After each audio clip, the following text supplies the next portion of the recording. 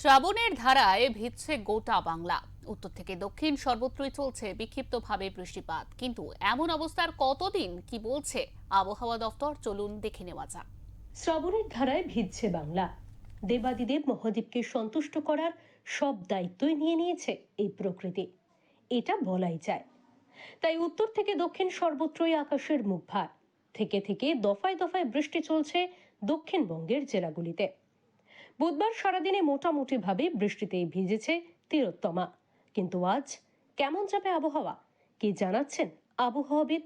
চলুন শুনে নেওয়া যাক। আমাদের কলকাতাতে কয়েক পশলা হালকা থেকে মাঝারি বৃষ্টিপাতের সাথে সাথে 24 ঘন্টায় ভারী বৃষ্টিপাত হয়ে যেতে পারে। তারপরের দিনও এক দু পশলা বৃষ্টিপাত থাকবে। 9 তারিখ থেকে বৃষ্টিপাত হবে, তবে হালকা বৃষ্টিপাত হওয়ার সম্ভাবনা বেশি থাকছে। দক্ষিণবঙ্গেও রয়েছে বৃষ্টিপাতের সম্ভাবনা। পূর্ব ও পশ্চিম মেদিনীপুর এবং বাঁকুড়ায় অতি ভারী বৃষ্টির জন্য কমলা সতর্কতা জারি করা হয়েছে।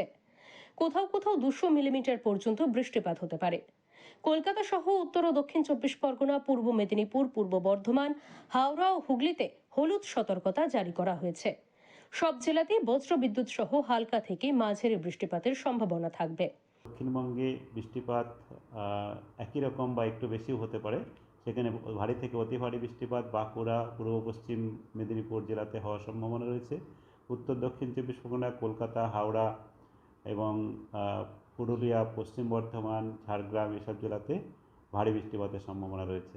উত্তরবঙ্গে আজ বৃষ্টির পরিমাণ কিছুটা কমবে, তবে জলপাইগুড়ি ও আলিপুরদুয়ারে ভারী বৃষ্টির জন্য হলুদ সতর্কতা থাকবে।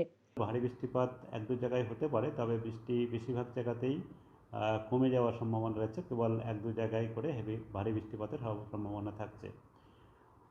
আর তারপরেও তাই, তারপরে আপনার 7-8 তারিখেও এক দু জায়গায় হতে পারে। 9 তারিখ থেকে আরও উত্তরবঙ্গে বৃষ্টিপাত আরও কমে যাবে। তখন আর ভারী বৃষ্টিপাতের সতর্কতা তারপরে 3-4 দিন পর্যন্ত নেই। রবিবার থেকে বৃষ্টির পরিমাণ কিছুটা কমলেও হালকা থেকে মাঝারি বিক্ষিপ্ত বৃষ্টিপাত অব্যাহত থাকবে দক্ষিণবঙ্গে। উত্তরবঙ্গে বিক্ষিপ্তভাবে হালকা বৃষ্টিপাতের সম্ভাবনা রয়েছে শনিবার। মালদা ও দুই দিনাজপুরে ঘন্টায় 30 থেকে 40 কিলোমিটার বেগে ঝোড়ো হাওয়ার সঙ্গে বজ্র বিদ্যুৎ সহ বৃষ্টিপাত হতে পারে ওই দিন। ব্যুরো রিপোর্ট, ওঙ্কার বাংলা।